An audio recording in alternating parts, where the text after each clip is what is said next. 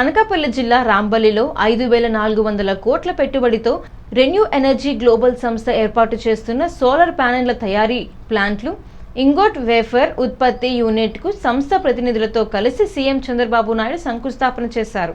2019-2024 మధ్య విద్యుత్ రంగం కుప్పకూలిపోయింది. పీపీఏలు రద్దు చేశారు. అధిక ధరలకు విద్యుత్తు కొనటం, అవినీతి, అనాలోచిత నిర్ణయాలతో ప్రజాధనాన్ని దుర్వినియోగం చేశారు. విద్యుత్ సంస్థలపై 1.12 లక్షల కోట్ల భారం మోపారు. 9 సార్లు ఛార్జీలు పెంచారని దుమ్మెత్తిపోశారు. ప్రజలపై 32,000 కోట్ల రూపాయల భారం వేశారు. విద్యుత్ ఛార్జీలు పెంచబోమని ఎన్నికల సమయంలో చెప్పిన మాట నిలబెట్టుకుంటున్నాం. గత ప్రభుత్వం ట్రూ ఆఫ్ ఛార్జీలు పెడితే కూటమి వచ్చాక ట్రూ డౌన్ చేసి యూనిట్కు 13 పైసలు చొప్పున 4,498 కోట్ల రూపాయలు తగ్గించామని, అధికారులకు వచ్చిన 22 నెలల్లో 1.13 కోట్ల గృహ వినియోగదారులకు 1 పైసా పెంచలేదని వివరించారు. ఇప్పుడు ఈ పరిశ్రమతో రాంబిలిలో 2,100 మందికి ప్రత్యక్ష ఉపాధి కలుగుతుందన్నారు.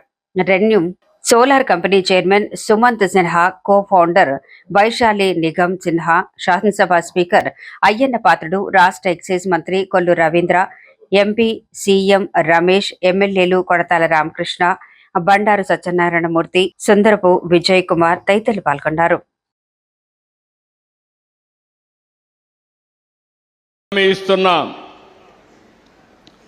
ఈ రోజు ఇక్కడ చూశారు రెన్యూ సంస్థ చైర్మన్.